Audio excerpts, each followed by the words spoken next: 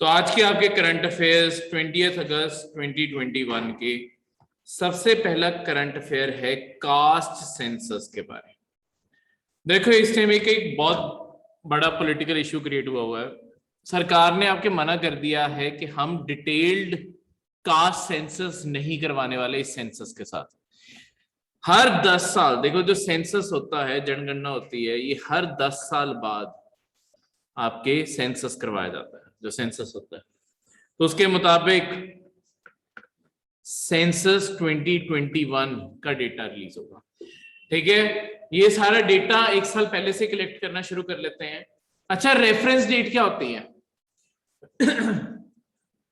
Gap देखें, hilly areas में होती है अक्टूबर में, और जो नॉर्मल प्लेन्स होते हैं 10th मार्च। हाँ जी सर, जो हिली एरिया होते हैं उससे लास्ट ईयर से अक्टूबर से, और जो नॉर्मल प्लेन एरिया होते हैं वहां पे 10th मार्च। 1 मार्च बिल्कुल। देखो एक चीज याद रखो, किसी पेपर में क्वेश्चन आ सकता है कि आपके रेफरेंस डेट क्या होती है सेंसस की। आपके यूजुअली मतलब वैसे आपके ऑल इंडिया बेसिस पे देखा जाएगा तो आपकी 1 मार्च हमेशा रेफरेंस डेट होती है। इसका मतलब क्या है कि जो आपका सेंसस 2021 है, कोई तो एक तुम्हें जगह फिक्स करनी पड़ेगी ना कि किस टाइम तुम कह रहे हो कि इंडिया की आबादी इतनी है। जैसे हम पुराना कहते हैं 130 करोड़ इंडिया की आबादी है लगभग। ठीक है, ये आबादी किस डेट की रेफरेंस से थी? तो 2011 में आखिरी सेंसस हुआ था। 2011 के 1 मार्च जो डेट थी उसके रात को 12 बजे ये फिक्स कर दिया जाता है। मतलब ऑब्वियसली एग्जैक्ट नंबर उस दिन का नहीं होता, डेटा तो पहले ले लिया है या बाद में भी कलेक्ट कर रहे हैं, उसे राउंड ऑफ करके उस डेट पे डाल दिया जाता है कि इस डेट पे ये हो गया। क्लियर है? तो इस तरीके से ये आपके किया जाता है। इसमें कोई भी डाउट? ठीक है, तो अब हुआ क्या था, आपके जो लास्ट सेंसस हुआ था ना 2011 का, मनमोहन सरकार थी आपकी, डॉक्टर मनमोहन जो है आपके प्राइम मिनिस्टर, उनकी सरकार थी। उन्होंने आपके एक कास्ट सेंसस करवाया था जिसे हम कहते हैं सोशो इकोनॉमिक कास्ट सेंसस। देखो ये कास्ट सेंसस क्या होता है? अभी के सेंसस में आपकी 2-3 कैटेगरीज आपकी एक तरह से कंसिडर की जाती है। एक जनरल, एससी और एसटी, आपके 3 का तो आपके सर्वे लिया जाता है। पर बात क्या है, हमारे इंडिया में और भी जो अल्टीमेटली जो ओबीसी की कैटेगरी बनती है, हमारे और भी तो कास्ट बनती हैं, बैकवर्ड क्लासेस हैं। वो कौन सी बैकवर्ड क्लासेस हैं, किन्हें लिस्ट करना है, उसके लिए कास्ट पूरी स्टडी करनी जरूरी है। तो हमारे सेंसस में कभी भी कास्ट को डिटेल में नहीं पढ़ा जाता। सरकार ने मतलब लास्ट टाइम इंडिया में कोई कास्ट के बेसिस पे पूरा सेंसस आपका बनाओ। देखो हमने क्या किया था 2011 में भी ना, जब सेंसस हुआ, इस सेंसस का डेटा अलग कर दिया था। प्रॉब्लम क्या आती है, क्योंकि इंडिया में कास्ट के आगे सब कास्ट, उसके आगे सब सब कास्ट, इतनी ज्यादा डिविजन्स बनी हुई हैं, और उसके बाद भी हर स्टेट के अंदर भी कास्ट कॉमन नहीं बैठती। तो जब सरकार को टेबल बनाना होता है तुम्हें, क्योंकि कोई भी डेटा कंपाइल करना है तो टेबल बनाना है, तो कौन सी कास्ट को किसके साथ लिखें ये नहीं समझ आता, कहां पे किसे कनेक्ट करें। ठीक है, अगर साथ जोड़ देते हैं दो कास्ट को, कई बार हमारे इंडिया में ये भी इश्यू है कि अभी तक देखो आपके चाहे कॉन्स्टिट्यूशन ने कास्टिज्म एबॉलिश किया है, पर आपके कई बैकवर्ड एरियाज में या रूरल एरियाज में आज भी कास्ट बहुत जगहों पे एग्जिस्ट करती है। अगर सरकार डेटा जोड़ देती है, वो कास्ट वाले आपस में प्रोटेस्ट करने बैठ जाते हैं कि हमें कैसे जोड़ दिया। तो ये चीजों के कारण सरकार ने कहा कि हमें करना ही नहीं है, हमें कोई डेटा लेना नहीं। तो पर ये जो आपका करवाया गया था सोशो इकोनॉमिक कास्ट सेंसस 2011 में, ये बहुत ही बेनिफिशियल साबित हुआ था। ये जो कास्ट सेंसस था, इसका स्पेसिफिकली फोकस ये नहीं था कि इंडिया में कितनी कास्ट है, नाम में चाहे कास्ट सेंसस है, कास्ट रिकॉर्ड हुई थी, पर ये कास्ट के बियॉन्ड जाके लोगों की एक्चुअली कंडीशन क्या है ये वो भी स्टडी कर रहा था। ठीक है, कि कौन सी कास्ट का कौन सा पर्सन एक पक्के घर में रहता है, कच्चे घर में रहता है, किसके पास गाड़ी है, किसके पास टू व्हीलर है, किसके पास साइकिल है, किसके पास कोई व्हीकल नहीं है। ठीक है, किस घर में कोई मेल हेड है, किस घर में मेल हेड की डेथ हो चुकी है। ऐसी बहुत सारी चीजों का क्राइटेरिया, घर में कितने एडल्ट मेंबर्स अर्निंग है, कितने 18 साल से कम उम्र वाले हैं। ठीक है, क्योंकि अगर घर में 18 साल से कम वाले हैं, उनकी अर्निंग्स भी तो अपने आप कम होंगी। ठीक है, अगर कोई चाइल्ड लेबर कर भी रहा है, चाइल्ड लेबर में क्या है, पैसे भी थोड़ी देंगे उन्हें, दिन की 50-50 रुपए की दिहाड़ी पे भी रखा होता है बच्चों को। इलीगल है, पर अब चोरी छिपे इंडिया में सब चलता है, इतनी आबादी पे कौन ही नजर रखे। ठीक है तो इसके कारण अब यही इस साल आपकी सरकार ने पार्लियामेंट में जवाब देते हुए ये कह दिया था कि हम कास्ट सेंसस नहीं करेंगे। पर आपके बहुत सारे ग्रुप्स की, और खासकर जो ओबीसी कैटेगरी के ग्रुप्स हैं, उनकी डिमांड है कि देखो हमारी प्रॉपर रिप्रेजेंटेशन नहीं आती। ओबीसी का जब क्राइटेरिया मिलता है, बहुत सारे लोग ओबीसी जो आने चाहिए वो आते नहीं है, जो नहीं आने चाहिए वो आ जाते हैं। इंक्लूसिव और एक्सक्लूसिव की प्रॉब्लम है, बहुत सारे इंक्लूड हो जाते हैं लिस्ट में जो नहीं होने चाहिए थे, बहुत सारे एक्सक्लूड हो जाते हैं, निकल जाते हैं उस लिस्ट से जिन्हें होना चाहिए था उस लिस्ट में। तो वो कहते हैं कि ये करवाना जरूरी है, क्योंकि आप एससी और एसटी को जब कोटा दे रहे हो, उनके तो प्रॉपर तुमने रिकॉर्ड्स बनाए हैं, पर हमारे रिकॉर्ड्स नहीं एग्जिस्ट करते। तुम रफ एस्टिमेट्स मारते हो कि ओबीसी की आबादी, जैसे ओबीसी का जो कोटा आया था वो मंडल कमीशन से आया था। मंडल कमीशन ने आपके एस्टिमेट दिया था कि इंडिया में 52% ओबीसी है। ठीक है, यानी कि इंडिया की टोटल आबादी का 52% ओबीसी है। पर ये गैस है, कोई डेटा नहीं एग्जिस्ट करता। मंडल कमीशन ने रफ एस्टिमेट गैस मारा था, थोड़े बहुत गवर्नमेंट के और डेटा उठा के, डायरेक्ट डेटा कोई नहीं एग्जिस्ट करता था, इनडायरेक्टली गैस मारा हुआ है। तो इस कारण आपके अब यही चीज है कि बहुत सारी पॉलिटिकल पार्टीज आपके सेंटर को कह रही है कि आप कास्ट के बेसिस पे भी करवाओ। पर इंडिया ने लास्ट जो प्रॉपर सेंसस के अंदर ही कास्ट सेंसस करवाया था ना, वो प्री इंडिपेंडेंस हुआ था, हमारी आजादी से पहले हुआ था। वो आपके लास्ट 1931 में हुआ था, कहीं लिखा है, हाँ ये लिखा है। उससे पहले हर सेंसस में आपके कास्ट करवाया गया था। लास्ट जो 1941 वाला भी था ना, उसमें भी कास्ट का डेटा था, पर उसे कभी पब्लिश नहीं किया गया कास्ट के डेटा को। तो लास्ट जो पब्लिश्ड डेटा है कास्ट का वो 1931 का है।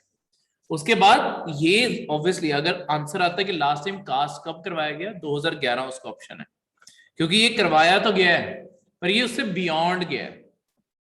इसने एक्चुअली कास्ट की इकोनॉमिक कंडीशंस क्या है, सोशल कंडीशन और इकोनॉमिक कंडीशंस क्या है कास्ट की, ये स्टडी की है। ठीक है, जिससे हमें पता चला है कि उन्हें सोसाइटी में देखो कितनी डिस्क्रिमिनेशन फेस करनी पड़ रही है, उससे कमाइयों पे क्या फर्क पड़ रहा है, ऐसी ऐसी चीजों पे। इसी कारण जो आपका ये सोशो इकोनॉमिक कास्ट सेंसस है, इसे शॉर्ट में SCCC 2011 लिखा होता है कई जगहों पे, अगर ये लिखा होगा ना सेम ही मतलब है, socio economic caste census.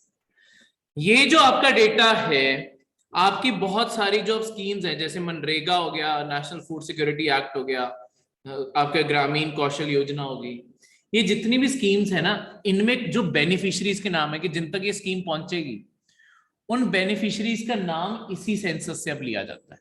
India में सबसे एक्यूरेट जो चीज मानी जाती है लोगों की फाइनेंशियल कंडीशन बताने के लिए, अब यही मानी जाती है। ठीक है, क्लियर है? इसमें कोई भी डाउट?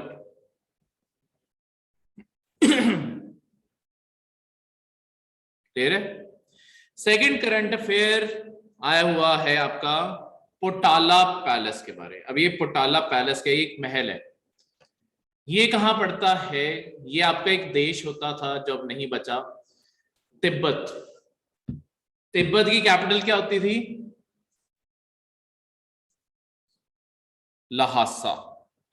ये ना तिब्बत आपके इंडिया और चाइना के बीच में ये जो इलाका है, यहाँ पे एक देश होता था तिब्बत। चाइना ने इसके ऊपर कब्जा कर लिया था, अब ये देश ही नहीं बचा। ठीक है, तो ये तिब्बत के अंदर जो लहासा इलाका है, जो मतलब शहर है लहासा, वहां पे जहां पे दलाई लामा किसी टाइम पे रहते थे, दलाई लामा बहुत सारे रहे हैं, ठीक है। अब जो है 15th दलाई लामा है, 16 क्या नंबर है, मेरे ख्याल से 15th है, पर कंफर्म कर देता हूं मैं। अब 15th दलाई लामा है,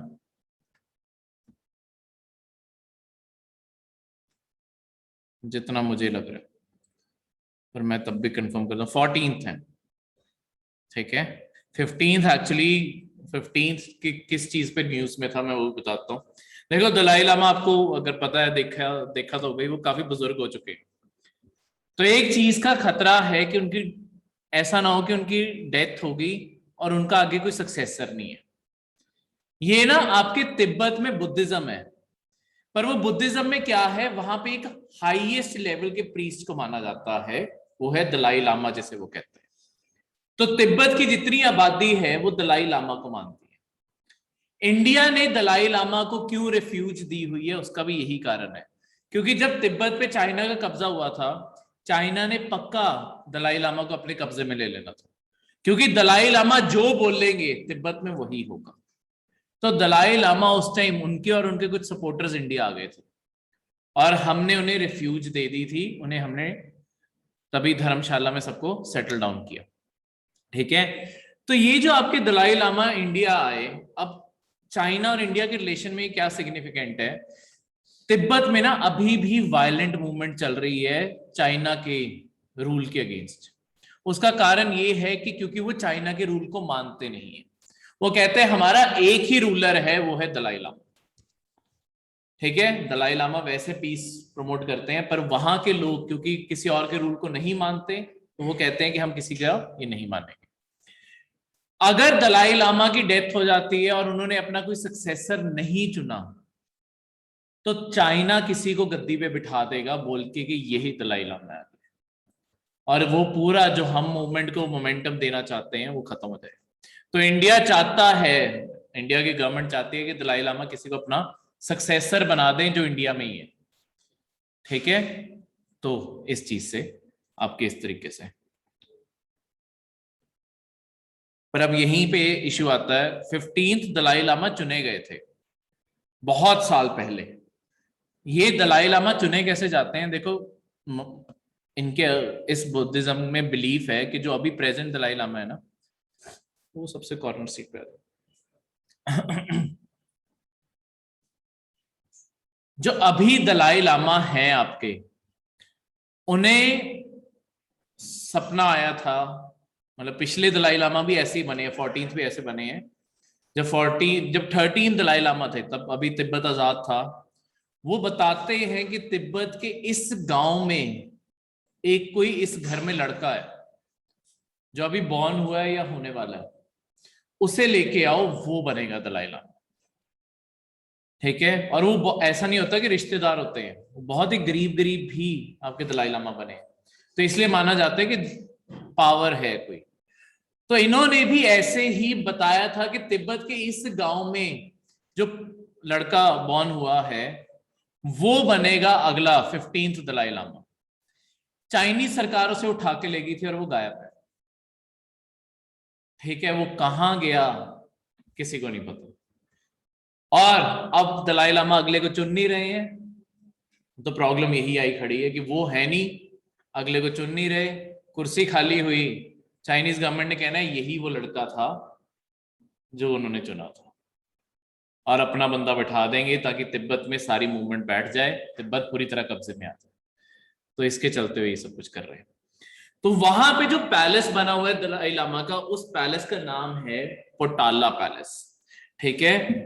ये लहासा यही बना हुआ है और काफी ऊपर पहाड़ पे पूरा बना हुआ है, ठीक है। तो बस यही चीज है, ठीक है, क्लियर है। तो बस यही चीज है, इसी पोटाला पैलेस के बारे में आगे एक्सप्लेन किया हुआ है। इसे ओरिजिनली 15th दलाई लामा ने इसकी कंस्ट्रक्शन शुरू करवाई थी, ठीक है, और फिर धीरे धीरे चेंज हो गया, और यहीं पे सीट ऑफ गवर्नमेंट है, तिब्बत की सरकार यहीं से चलती है, जब तक तिब्बत आजाद भी था यहीं से सरकार चलती थी।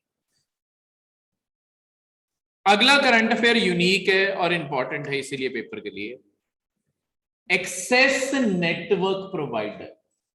आपके इंडिया की जो टेलीकॉम रेगुलेटरी अथॉरिटी है, TRAI जिसे शॉर्ट में कहते हैं, telecom regulatory authority of India, वो क्या करने लगी है, वो एक सेपरेट लाइसेंस बनाने लगी है एक्सेस नेटवर्क प्रोवाइडर्स के बारे में, ठीक है। और इसके बारे में सोचा जा रहा है ये चीज क्या होगी। देखो इसमें क्या है, एक शेयर्ड नेटवर्क रिसोर्स बन जाएगा। अब मैं इसे पूरी डिटेल में दूसरे तरीके से समझाता हूं। अभी क्या होता है, हर टेलीकॉम नेटवर्क को अपने खुद के सेंटर बनाने पड़ते हैं, सेंटर के बाद अपने टावर्स लिंक करने पड़ते हैं, ठीक है। अगर ज्यादा स्ट्रेच हो गए तो अगला एक और सेंटर बनाना पड़ेगा, एक और, फिर उससे टावर कनेक्ट करेंगे। इससे एक तो इंफ्रास्ट्रक्चर बनाने में टाइम लगता है, दूसरा आपके एक सिंगल कंपनी को पैसे बहुत सारे खर्चने पड़ते हैं। सरकार अब और कंपनीज को एक तरह से अलाउ करना चाहती है कि ये जो सेंटर का आपका, इन्हें कहते हैं एक्सेस प्रोवाइडर, जहां से सारे टावर जुड़ते हैं, ठीक है। ये टावर अकेले अकेले नहीं होते, इनकी तारें भी कहीं जाके एक सेंटर पॉइंट पे जुड़ती हैं। ये जो एक्सेस प्रोवाइडर होंगे ये अलग कंपनी हो सकती है, इनका काम सिर्फ ये होगा कि ये एक टावर को दूसरे से कनेक्ट करते हैं। तो इससे क्या होगा कि आपके, देखो अगर प्राइवेट कंपनीज इसके अंडर आती हैं तो आपके टावर्स इनसे भी जोड़ दिए जाएंगे, और कंपनीज अगर आती हैं तो अगर बाई चांस, अब होता है ना कई बार आपका, देखो आपकी नेट की स्पीड भी कई जगहों पे स्लो हो जाती है, चाहे 4G आ रहा हो पर नेट की स्पीड स्लो हो जाती है ना, उसके कारण बहुत सारे होते हैं। यहाँ तो वायर्स नहीं प्रॉपर बिछी हुई, एक और कारण होता है कि एक टावर पे लोड इतना ज्यादा है कि वो स्पीड बट के स्पीड फिर कम रहेगी। तो एक्सेस पॉइंट बढ़ाएंगे, स्पीड तभी बढ़ेगी।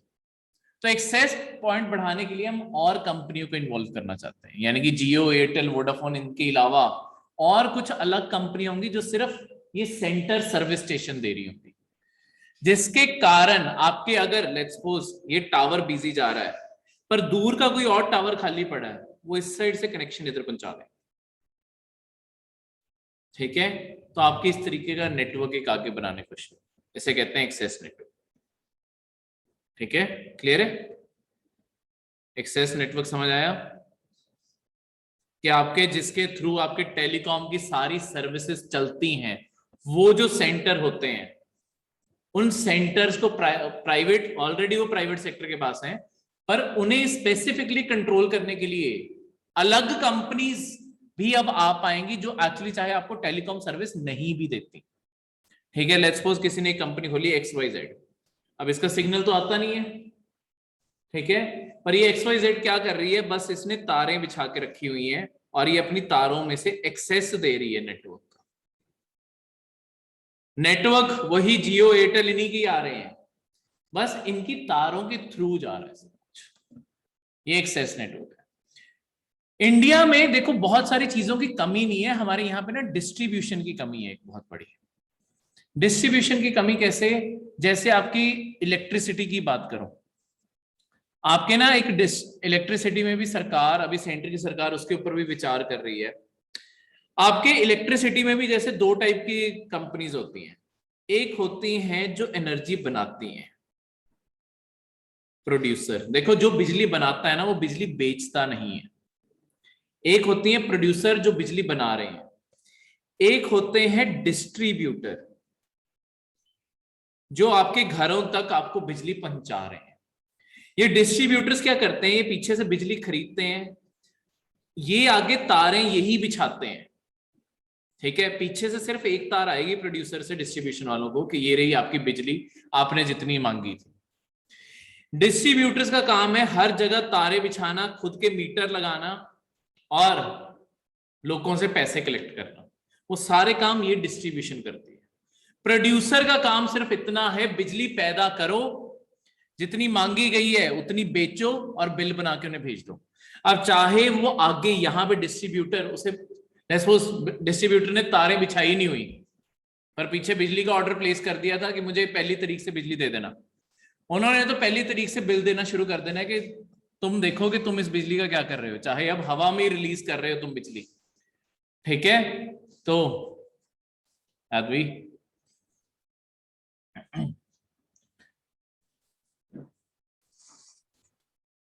ठीक है, चाहे वहां पे आ जाओ, इस वाली पे आना या इस वाली पे आना, देख लो, ठीक है। तो आपके डिस्ट्रीब्यूटर का काम है आप तक आपके मीटर घर पे लगाना, खंबे लगाना, सब कुछ लगाना, ये डिस्ट्रीब्यूटर्स का काम होता है। अभी क्या है कि हमारे यहाँ पे ना डिस्ट्रीब्यूटर्स फिक्स किए हुए हैं, सरकार ने सिर्फ एक पर्सन को कॉन्ट्रैक्ट दिया होता है, एक पूरे शहर का, एक पूरे एरिया का सिर्फ एक ही डिस्ट्रीब्यूटर होता है। सरकार अब ये मूव कर रही है कि हम डिस्ट्रीब्यूटर्स भी शहरों में मल्टीपल कर दें, यानी कि तुम्हारे पास घर पे ऑप्शन होगा कि तुम इस प्राइवेट कंपनी को डिस्ट्रीब्यूटर बनाना चाहते हो या इस प्राइवेट कंपनी को, तुम्हें कौन तुम्हारे यहाँ पे ज्यादा बेनिफिट्स दे रहा है। सपोज अगर वो कहते हैं कि हमारा मीटर लगवाते हो, हमारे यहाँ से बिजली लेते हो, हम आपके पहले 200 यूनिट माफ कर दें, तो आपस में कंपटीशन क्रिएट हो जाएगा ना, तो बिजली इस तरीके से सस्ती हो जाएगी यहाँ पे। दूसरा, जो हमारे पावर फेलियर्स आते हैं उसका मेन कारण ये नहीं है कि हमारे यहाँ पे इंडिया में बिजली नहीं बन रही, ओवरऑल इंडिया इलेक्ट्रिसिटी सरप्लस है, हमारे इंडिया में जितनी रिक्वायरमेंट है उससे ज्यादा बिजली बन रही है, पर हम उसे रोज वेस्ट करते हैं क्योंकि हमें पहुंचाने के लिए तारें नहीं बिछी हुई। तो अगर प्राइवेट कंपनीज में कंपटीशन छिड़ेगा, वो नए नए कस्टमर खुद ढूंढेंगे, खुद जाके तारे बिछवाएंगे, खुद चेक करते रहेंगे, कोई ट्रांसफार्मर ना सड़े, कुछ ऐसा ना हो कि उन्हें आके रिपेयर करनी पड़े। मतलब क्योंकि अगर ट्रांसफार्मर सड़ गया तुम्हारी बिजली वेस्ट होनी शुरू हो गई है ना पीछे, और कंजम्पशन हो नहीं रही, घर तक बिजली नहीं पहुंचेगी तो कंज्यूम कौन करेगा। तो इस कारण वो खुद ब खुद ये भी आगे सोचा जा रहा है कि डिस्ट्रीब्यूटर्स, प्रोड्यूसर ऑलरेडी मल्टीपल है, तो डिस्ट्रीब्यूटर्स के पास, आपके पास ऑप्शन है कि इससे मैं कितनी बिजली खरीदूं, दूसरे प्रोड्यूसर से मैं कितनी बिजली खरीदूं, किसी और से कितनी खरीदूं, उनके पास मल्टीपल ऑप्शन है।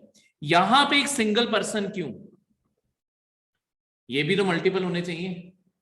अगर जैसे अभी के लिए आपके लेट्स वो सरकार बिजली दे रही है, कल प्राइवेट कंपनी आती है, प्राइवेट कंपनी कहती है कि हम ज्यादा बेटर सर्विस दे देंगे, तो लोगों ने ऐसे बीएसएनएल से भी तो टेलीकॉम सेक्टर में शिफ्ट मारा ही है, बीएसएनएल अब कितना ही बचा है, फैसिलिटीज के चलते हुए शिफ्ट मारा है।